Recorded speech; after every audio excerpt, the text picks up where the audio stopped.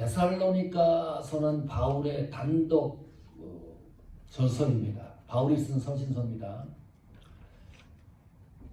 바울이 첫 번째 서신서이기도 합니다. 첫 번째 출판된 책이기도 하죠. 그런데 데살로니가전서 1장 1절에 이렇게 기록되어 있어요.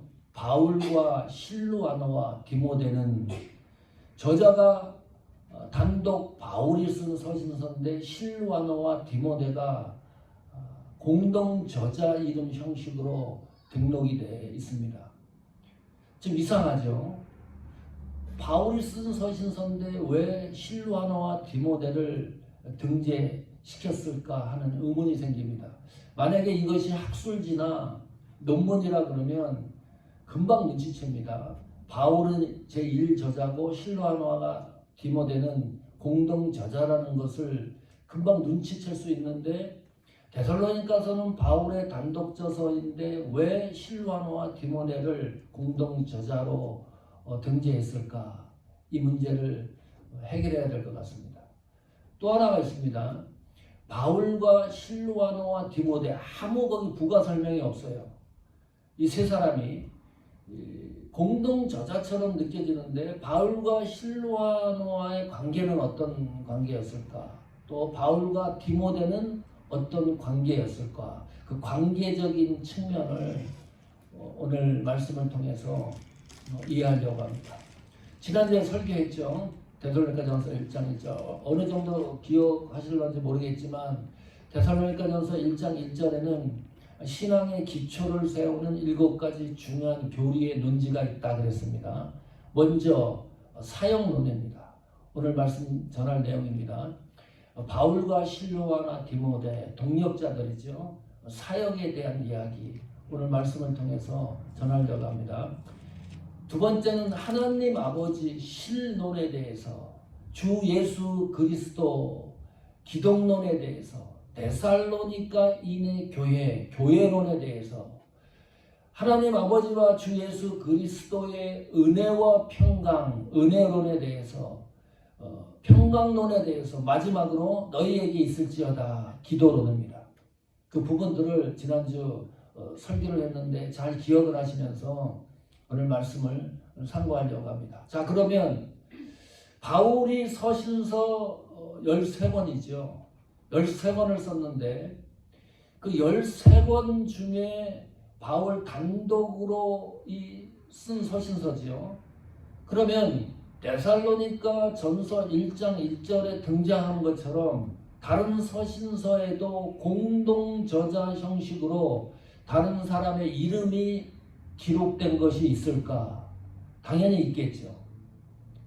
그렇다면 실루아노와 디모데를 공동저자 형식으로 성경에 기록한 것이 보편적인 현상일까? 아니면 아주 특별한 현상일까? 그 부분도 생각해 봐야 됩니다. 이런 거죠. 바울의 동역자들이 실루아노와 디모데만 있는 게 아니거든요. 많이 있습니다. 마가, 누가, 바나바, 디도 이런 동역자들이 있어요. 그 수많은 동역자들이 있는데 왜 굳이 이 서신서의 공동저자 형식으로 이름을 기록했을까? 많은 사람의 이름을 기록한 게 아닙니다. 예를 들면 7권은 바울 단독 이름으로 성경이 서신서가 기록되어 있고요. 6권은 공동저자 형식 이름으로 기록이 되어 있어요. 6권이 우리가 알고 있는 데살로니가 전서 후서, 고린도 후서, 빌립보서, 빌레몬서, 골로새서입니다. 여기에 보면 각 챕터 1장 1절에 보면 바울과 다른 사람 이름이 기록되어 있는데 6권 공통적으로 들어간 이름이 있습니다. 그 이름이 디모데입니다. 특별한 거죠. 이건 보편적인 게 아닙니다. 아주 특별한 예외적인 겁니다. 왜 디모데 이름이 6권에 해당하는 바울 서신서에 등재가 되었을까? 그 관계적 측면도 저희들이 생각해 볼 필요가 있고요. 왜 바울은 다른 저자를 공동 기록 형식으로 이름을 기록해 놨을까요? 세 가지 이유가 있습니다. 첫 번째는 그 서신서의 공신력 때문입니다. 이 서신서를 쓴 것이 바울 개인의 편지가 아니다.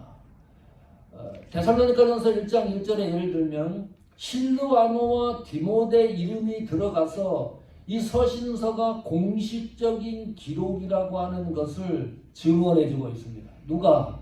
실루아노와 디모데가 공신력이 있는 글이라는 이유죠. 그런 이유 때문에 공동 저자 이름이 기록되어 있습니다. 두 번째 이유는 관계성 때문입니다. 여기 실루아노와 디모데는 데살로니가 교인들이 너무나 잘 알고 있는 사람들입니다.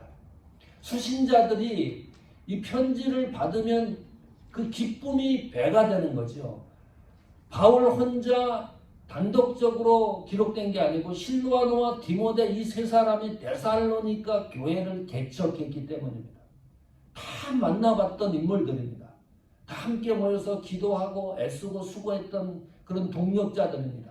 그 동력자들 이름이 서신서에 기록이 되어 있으니까 얼마나 기쁘겠어요. 이 받는 수신자들이. 그래서 바울이 기록해 놓았을 겁니다. 세 번째 이유는 역사성입니다. 바울은 데살로니가 교회가 세워진 데 있어서 이 실루아노와 디모데가 협력하고 동역했다는 이 사실을 너무너무 소중하게 생각을 하는 거예요.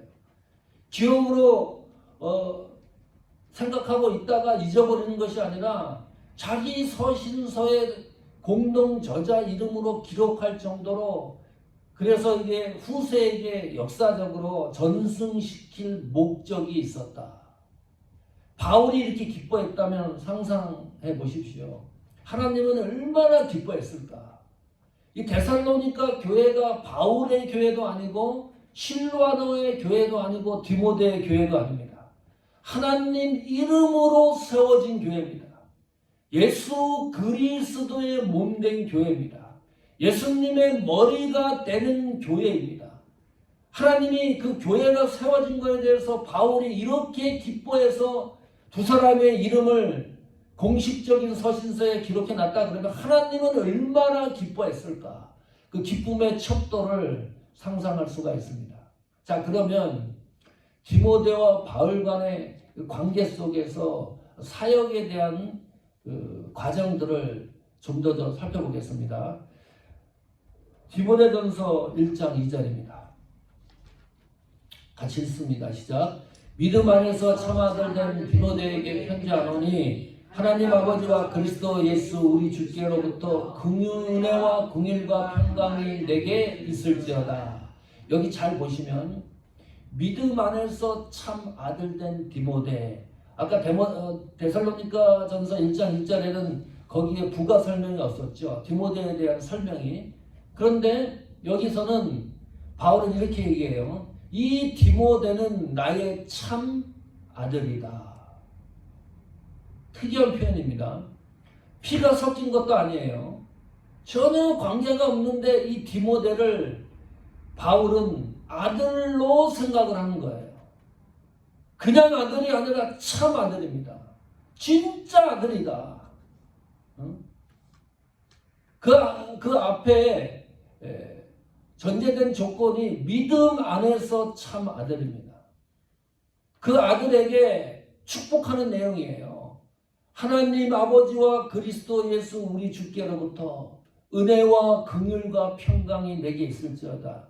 그냥 단순한 축복이 아니라 이 디모데는 나의 참 아들이기 때문에 아들에게 축복하는 내용이기 때문에 이 감동이 배가 되는 거죠. 참 아들이다. 이게 무슨 말입니까? 바울은 그런 생각을 하는 거예요. 디모데의 믿음을 위해서, 신앙을 위해서, 구속을 위해서, 디모데의 사역을 위해서 나는 디모데에게 목숨을 버릴 수 있다. 그 의미가 포함되어 있는 겁니다. 아버지 역할을 하겠다는 거예요. 믿음의 아버지 역할을. 믿음 안에서 그랬으니까. 요즘 한국에 난리 났죠. JMS 정명성. 네. 보통 문제가 아니죠. 그 내용을 살펴보니까요. 무슨 일이냐면 10,000명 여성과 성관계를 하는 것이 하나님의 뜻이다. 미쳐도 볼쩍 미친 사람 아닙니까? 응? 하늘에 애인을 만들어주는 게 자기가 해야 될 사명이래요. 메시아라 그러고. 감옥도 10년 동안 갔다 왔어요. 갔다 오고 나가지고 또 일이 벌어졌죠. 거기에 수십 년 동안 비리를 캐낸 교수분이 계세요. 김도영 교수라고. 이분이 이 JMS 정명석 사건을 끝까지 추적을 해가지고 그래서 아주 특별하게 방송에 나오기도 했지 않습니까? 그 아버지가요 테러를 당했어요. 이 김 교수님이 정명석이 단체를 공론화시키니까 김도영 교수를 죽여야 되는데 이 교수님이 어디 피신해 있었거든요. 그 아버지를 대신 공격을 해가지고 얼굴 반쪽을 완전히 망가뜨려 놨습니다. 돌아가셨거든요. 그 살았을 때 촬영된 영상에 보니까 이렇게 얘기를 해요. 나는 너무 감사한다. 내가 만약에 테러를 당하지 않았으면 내 아들이 당했을 텐데 내가 대신 당하게 된 것을 하나님 앞에 너무 감사한다. 오늘 디모데전서 1장 2절에 믿음 안에서 참 아들 된 디모데라는 관계가 그런 관계입니다. 그냥 대충 얘기하는 게 아닙니다. 나는 피로 섞이지 않은 디모데이지만은 디모데의 신앙과 믿음과 헌신을 위해서 내가 이 아들을 위해서 나는 생명을 버릴 수 있다는 그 사도 바울의 믿음의 심정이 들어간 고백이에요. 그런 관계라는 거예요. 이 보통 관계입니까? 디모데와 이 바울의 관계가. 두 번째는 이렇게 설명을 해요. 빌립보서 1장 1절입니다. 또 같이 읽습니다. 시작. 그리스도 예수의 종 바울과 디모데는 그리스도 예수 안에서 빌립보에 사는 모든 성도와 또는 감독들과 집사들에게 편지하노니. 자, 여기 보십시오. 여기서는 그리스도 예수의 종 바울과 디모데 똑같이 본 거죠. 디모데는 이 그리스도 예수의 종이다. 그 말입니다. 종이라는 것은 원어 성경에 더 가까운 번역이 노예라 그랬거든요. 많이 들으셨죠? 노예입니다. 그리스도 예수의 노예이다. 바울은 예수님에게 소속된 게 너무 기쁜 거예요. 이게 이해가 안 되는 거죠. 노예가 무슨 기쁨이 있어요? 주인이 시키면 시키는 대로 해야 되는데 의지가 있습니까? 뭐가 있습니까? 주인이 시키는 대로 하는 게 노예의 삶이거든요. 그런데 바울은 그 삶이 너무너무 좋다는 거예요. 디모데가 그렇다는 거죠. 디모데의 삶이 그리스도 예수의 종의 삶이었다. 노예의 삶이었다. 이 세상을 살아가는 목적입니다. 내가 예수 그리스도 노예로 살아가는 것이 삶의 지향점이고 방향성이고 계획이고 목적이고 그 신앙의 길이라는 거예요. 우리가 신앙생활 하면서 마지막 순간에 최고의 명예가 뭘까요? 백승철 목사는 하나님 앞에 신실한 종이었다. 이거보다 더 좋은 명예가 어디 있을까요? 사모하는 교회는 하나님과 예수 그리스도 앞에 신실한 교회였다. 사모하는 교회 장로님, 권사님, 사모님, 평신도, 우리 청년들은 그리스도 예수 안에서 그리스도 예수 그리스도의 신실한 종이었다. 이것이 삶의 방향성 아닙니까? 바울은 디모데를 예수 그리스도의 종의 관계로 보고 있습니다. 그것을 소중하게 생각을 하고 있습니다. 세 번째는 빌레몬서 1장 1절입니다. 자, 여기도 같이 읽어볼까요? 시작. 그리스도 예수를 위하여 갇힌 자 된 바울과 및 형제 디모데는 우리의 사랑을 받는 자여 동력자인 빌레몬과, 여기는 형제 디모데로 형제로 묘사를 했습니다. 형제입니다. 자, 형제라는 것이 무슨 뜻인가? 어떤 의미가 있는가요? 우리에게 있어서. 형제라는 것은 어떤 의미가 있을까? 우리가 보통 이야기할 때 남성들은 형제라 그러고 여성들은 자매라고 얘기를 하잖아요. 형제, 자매. 형제, 자매로 일컬어지는 것은 하나님 자녀라고 하는 의미입니다. 그러니까 바울과 및 하나님의 자녀된 디모데는 동일한 의미입니다. 로마서 8장 17절 보십시오. 거기에 이렇게 기록되어 있습니다. 하나님의 자녀, 형제, 자매는 그런 의미죠. 후사 곧 하나님의 후사요. 하나님에게 받을 상속자라는 거죠. 하나님의 자녀들이. 그래서 하나님의 자녀는 그리스도와 함께한 후사이기 때문에 상속자들이기 때문에 우리가 예수 그리스도와 함께 뭐예요? 영광도 받고 좋은 일도 함께 나누고 하나님의 자녀는 고난도 함께 받아야 할 것이라 그랬습니다. 하나님 자녀들은 적어도 좋은 일, 영광과 고난을 함께하는 관계, 그것이 하나님의 자녀입니다. 지난 3월 3일 날 가디나에서 좀 대형 교회죠. 살인 사건이 일어났습니다. 다 알고 계시죠? 미국 뉴스, 한국 뭐 아주 난리 그런 난리가 없었어요. 종아가 그 교회 다녀요. 그 소식을 듣고 애가 멘붕에 빠졌습니다. 이해를 못하는 거예요. 전도사님이 51세입니다. 전도사님 사모님이 49세예요. 딸이 8살입니다. 주방에서 잔혹하게 살해를 했어요. 방에 있던 딸을 또 살해를 합니다. 그리고 자신도 목숨을 잃었습니다. 도저히 이해를 못하는 거죠. 너무 가슴이 아픈 거는 그 사건으로 인해서 교회가 공격을 받겠죠. 평신도도 아니고 전도사 직분자가 사람을 죽였으니 세상이 가만두겠습니까? 부정적 여론과 조소가 교회를 흔들 거예요. 사실 그게 두려운 게 아닙니다. 사실 그게 가슴 아픈 게 아니에요. 더 가슴 아픈 일은 그게 교인을 인터뷰를 했어요. 인터뷰했더니 전도사님에 대해서 우리 교회에서 친절하고 활발하고 사역 1.5세입니다. 사역을 잘 감당하는 전도사님으로 다 기억을 하고 있어요. 개인 사정을 이야기하지 않아서 경제적 문제, 이런 문제가 있는 것을 알 수 없었다. 그 이야기가 너무 가슴이 아픈 거예요. 우리 한국 교회 커뮤니티는 속에 있는 얘기 안 하잖아요. 내가 가지고 있는 약점을 얘기하면 그것이 공격의 대상이 돼요. 왕따를 시킬 수도 있고. 우리 한국 교회의 아주 고질적인 잘못된 시스템이죠. 그 부분들을 채워주고 하나님의 자녀 관계라고 하면은 그런 부분들을 채워줘서 올바르게 신앙생활을 할 수 있도록 격려하고 위로를 해줘야 되는데 그게 너무 힘든 거예요.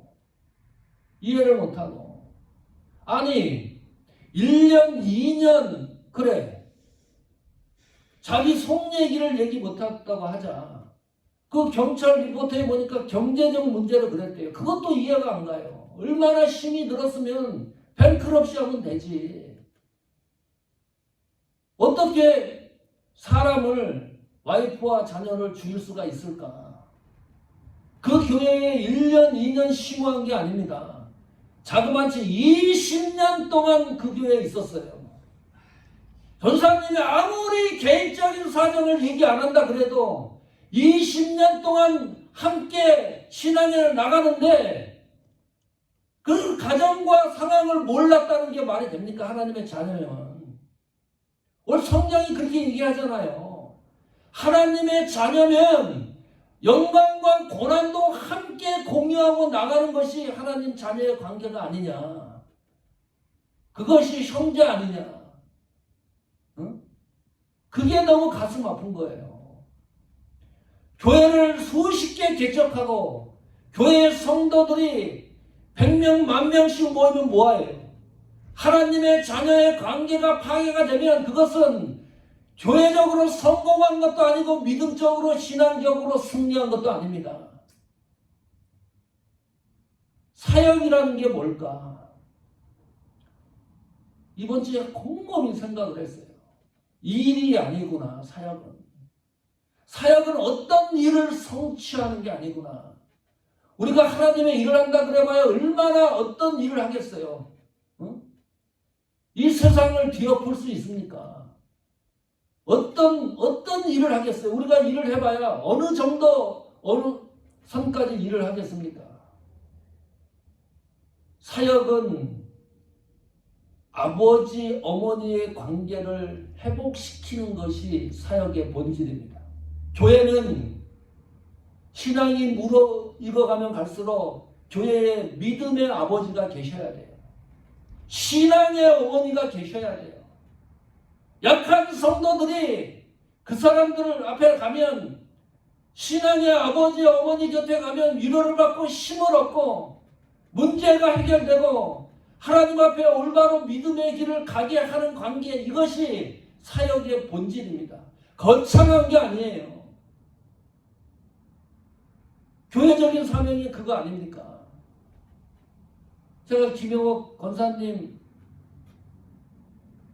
우리 방글라 권사 어머니 가정 방문하면 저는 그런 느낌으로 가는 거예요. 권사님이 앉아있으면 제가 가면 제가 목회자라고 그 막 93세 되신 할머니가 막 일어나라 그래요. 일어나야 된다고 막 아니라고. 얘기를 안 해요. 뭐 권사님도 우리 교회 상황을 얘기를 안 했대요. 뭐 얼마 모이고 얼마. 그랬는데 다 알고 계신 것 같아. 손잡고 저를 얼마나 우리 목사님 고생하신다고. 기도해달라고 제가. 응? 권사님 저를 위해서 기도해달라고. 이런 관계 아닙니까 우리 교회가. 이렇게 돼야지. 권사님, 장로님 신앙의 연조가 깊어가면 교회의 믿음의 아버지, 믿음의 어머니, 신앙의 아버지, 어머님들이 튼실하게 자리를 붙들고 있으면 외풍에도 흔들리지 않을 뿐더러 그 교회가 축복의 역사를 쓰는 겁니다. 그것이 사역의 본질입니다. 사역의 본질이 뭡니까? 예수 그리스도의 종의 삶을 살아가도록 서로 동력하고 애쓰고 세워주는 것이 사역의 본질입니다. 나의 종을 만드는 게 아니잖아요. 예수 그리스도에 소속된 믿음의 삶을 살아갈 수 있도록 힘을 주고 위로를 주는 것. 하나님 자녀로서 관계가 회복될 수 있도록 애쓰고 수고해서 협력해 주는 것. 이것이 교회론적인 사역의 본질입니다. 큰 것이 아닙니다. 그런 교회가 튼실한 교회입니다. 그런 교회가 적지만 힘 있는 교회입니다. 그런 교회를 하나님은 원하시는 거예요. 자, 그러면 그 사역의 방향성입니다. 어떻게 하는 것이 이 사역의 본질을 추구하고 그것을 성취시키는 방법론이기도 합니다. 빌립보서 2장 20절 보십시오. 같이 읽겠습니다. 시작. 이는 뜻을 같이하여 너희 사정을 진실히 생각할 자가 이밖에 내가 없음이라. 이게 무슨 말이냐면요, 바울이 디모데를 빌립보 교회의 목회자로 추천을 하는 겁니다. 그 추천을 하면서 이렇게 기록을 해놓는 거예요. 이 디모데는 뜻을 같이 할 거다, 너희와 함께. 그리고 너희 사정을 진실히 생각할 사람은 바울 곁에 수많은 동역자가 있지만 디모데밖에 없다. 사역의 본질을, 방향성을 추구하기 위해서는 뜻을 같이 하는 것이 중요한 겁니다. 여기서 뜻이라는 것은 두 가지 단어가 합성된 언어인데요. 동등된, 혼, 영혼, 이것이 두 가지 단어가 합성된 언어가 뜻입니다. 그러니까 우리 사람들이 생각하는 계획과 의지와 어떤 노력과 목적 그런 게 아니고요. 영적인 거예요. 영적인 뜻을 같이 하는 거예요. 사람의 뜻을 같이 하는 게 아니라 사역의 본질이 성취되기 위해서는 하나님의 영적인 뜻을 동일하게 같이 해 나갈 때 이루어진다는 거죠. 디모데가 그 영적 능력을 갖고 있었다. 디모데밖에 추출할 사람이 없다. 하나님의 뜻을 같이 하는 것, 이것이 사역을 완성하는 방향성입니다. 두 번째, 21절 볼까요? 같이 읽습니다. 저희가 다 자기를 구하고 그리스도 예수의 일을 구하지 아니하되. 심각하죠. 이건 바울이 단순하게 얘기하는 게 아닙니다. 바울이 선교 사역 1차, 2차, 3차 계속 선교 사역하면서 동역자들 같이 동행도 하고 그랬잖아요. 그런데 이런 결론에 도달하는 거예요. 열심히 일한다고 하는데 가만히 보니까 자기 일을 하고 있었다. 적어도 사역이 완성되려 그러면 내가 하는 이 일이 그리스도 예수 그리스도의 일이 되게 해야 된다. 일을 열심히 하는데 교회와 관계없는 일을 하는 거예요. 일을 하는데 예수 그리스도와 관계없는 일을 해요. 일을 하는데 하나님과 관계없는 일을 해요. 일을 하는데 성도와 관계없는 일을 하더라 사람들이. 그런데 디모데는 적어도 예수 그리스도의 일을 진심으로 하는 동역자이다. 그것이 사역을 완성하는 방향성입니다. 세 번째, 22절 볼까요? 같이 있습니다. 디모데의 연단을 너희가 아나니 자식이 아비에게 한같이 나와 함께 복음을 위하여 수고하였느니라. 디모데의 연단을 너희가 안다. 왜냐하면 빌립보 교회를 개척했으니까요.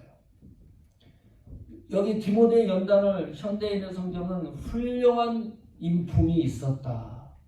디모데는 달랐다는 거예요. 신앙의 결이 달랐다. 믿음의 결이 달랐다. 헌신의 결이 다르고 사역의 결이 달랐다.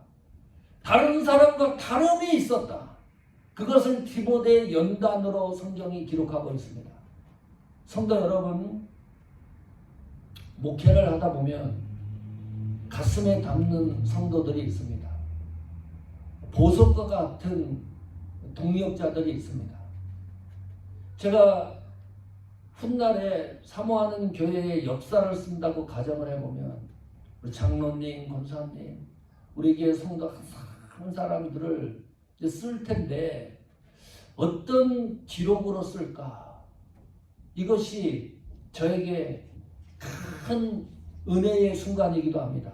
왜냐하면 동역자들이기 때문입니다. 바울은 실와노와 디모데의 동역자를 소중하게 생각을 했습니다. 자기 저서에, 자기가 쓴 단독 저서에 공동저자로, 공동저자가 아니죠 사실은, 공동저자로 이름을 올릴 정도로 그 관계성에 대해서 소중하게 생각을 했습니다. 성도 여러분, 우리 사역을 다시 한번 생각합시다. 아버지와 어머니 믿음의 관계성, 그리스도의 종의 관계성, 그리고 하나님 자녀라고 하는 공동체의 관계성, 이 본질이 흔들리지 않도록 우리 신앙과 믿음과 사역과 헌신이 그 목적의 방향성대로 성취되어 나갔을 때 하나님이 주시는 축복도 함께 충분히 누리게 될 역사를 다시 한번 다짐하면서 오늘 말씀을 가슴에 새기고 이 말씀의 효력이 복으로 나타나기를 축원합니다.